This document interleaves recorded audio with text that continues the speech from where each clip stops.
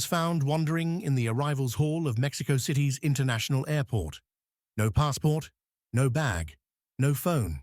He wore a grey linen shirt, dusty sneakers, and the kind of face you don't remember even when you try. When security asked for his name, he simply said, "I don't remember." They called him Subject 44, the 44th unidentified traveler that year.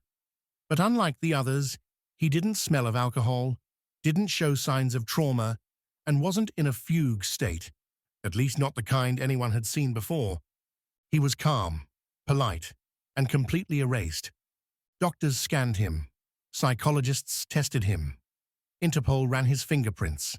Nothing. No matches, no records.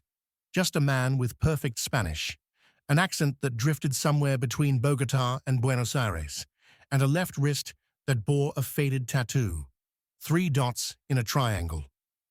"Prison?" someone asked. "Maybe," he said. "I don't know." They placed him in a temporary shelter run by the Ministry of the Interior. Weeks passed. He didn't panic. He didn't ask for anything. Each morning, he watched the news in silence. When they gave him a notebook and pen, he filled it with pages of numbers.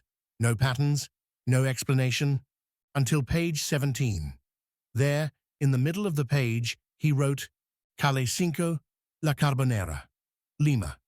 Then he crossed it out. Investigators flagged the address, an industrial zone in Peru, near the docks. They made calls. Nothing came up. But when they showed the man an aerial photo of the area, he leaned in. "Turn left here," he whispered, pointing to a dark warehouse roof. "Then go down." The Peruvian police entered the warehouse a week later. It was empty, except for a steel hatch under the floor. Underground, they found what looked like a bunker: old cots, a desk, boxes of expired medication, and one wall covered with photos: men in uniforms, women in street protests, passport-sized headshots, and one image burned at the edges of Subject 44, with a beard, holding a rifle.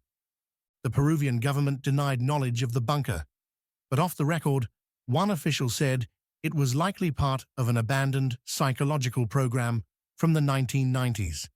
Something tied to covert surveillance, identity engineering, maybe even memory manipulation. The man didn't react when they told him. Instead, he asked to go outside. He stood under the sun for 20 minutes, then said, "I think I was someone bad," and sat down. The media caught on. The man without a country. Erased. Spy or survivor. But the man refused all interviews.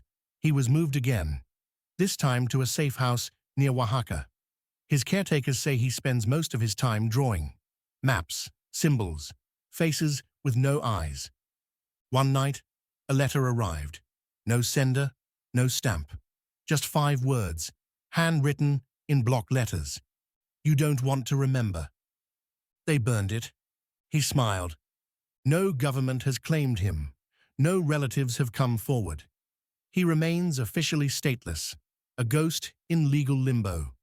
But every few weeks, he asks for the same thing. "Can I see the border again?" "Which one?" "Any of them." He sits near the fences and watches people pass. Sometimes he waves.